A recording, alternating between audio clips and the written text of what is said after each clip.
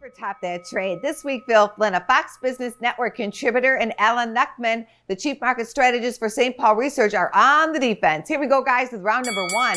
Ignored gold. This year, there have been big moves in crypto, oil, corn, and lumber. What do you think it will take to get gold in the commodities comeback conversation?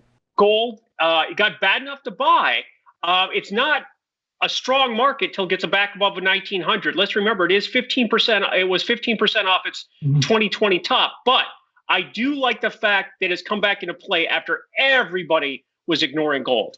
Gold and slumbers, Phil. No, what are you talking about? Gold is not slumbering anymore. In fact, I think gold is now getting ready to break out. This has been the most hated asset for a few months here. You know, we just remember, what was it, a year ago, we were up to 2,000. Everybody thought we were going to 10,000, and then we've been going sideways.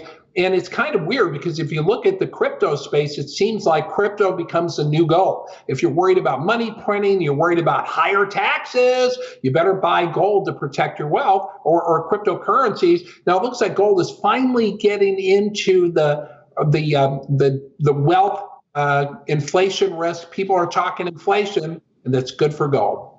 Round number two, commodities cornered. You've talked about copper's climb. Now, the world is said to be at risk of running out of copper. Is it a shocking hot wire or grounded in reality? Well, I'll tell you what, that's why we have the futures market, so we don't run out of stuff. You know, but the problem is, the reason why we don't run out is because prices get so high, nobody can afford it, right? You know, already we're talking about China being the biggest consumer of copper, already looking for alternatives to use other types of metals because copper is getting too high. So usually that's a sign that we could be getting to at least a top or at least a situation. But make no mistake about it, the world is making a move towards industrial metals, whether it's electric cars, whether it's new solar technology, and there's going to be a shortage because we're not prepared to meet the demand that's supposed to come. It goes on trees, so it takes some time to go get it and mine it and research and find it and so forth. Right across the lake there is the copper country, and that's where most America's copper came from back in the 18 and 1900s. So maybe they'll reopen a couple of mines if it gets to that point. But it's not just copper; it's all commodities. And the way to play commodities with a couple of ETFs, DBC and GSC, they were both up 25%. And you know, there are ways to be diversified in all of these commodities coming back. We'll see what happens with copper here, but it's been a very, very strong market, just like lumber. I think Alan's first job was mining for copper in those mines.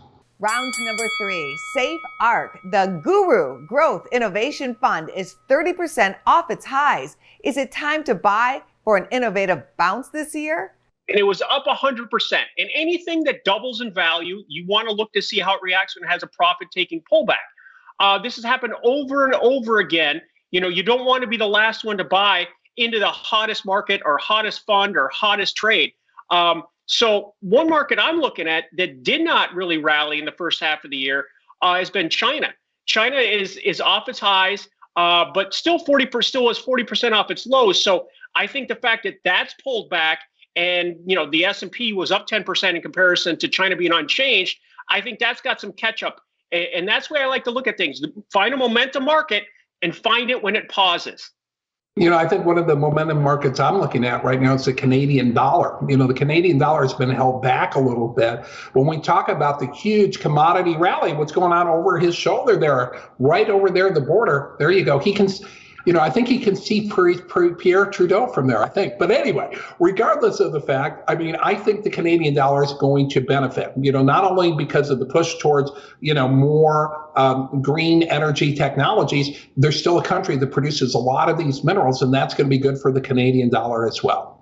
The bonus round question this week is true or false. The F-116 fighter jet used by the Air Force uses aerodynamics discovered during research into how bumblebees fly. Absolutely true. I'm gonna have to agree. I think do bumblebees fly differently than wasps and hornets? Because I'm more of a hornet guy than a bumblebee guy. Well, if you look at the way the bumbles are, they have such a big body and the little wings, so they obviously have some aerodynamic thing. It's absolutely true. Woohoo! There we go. And Business First AM buzzes right back after the break. Check us out on social media. We're on Facebook, YouTube, and Twitter. And go to businessfirstam.com for where to see our show on TV.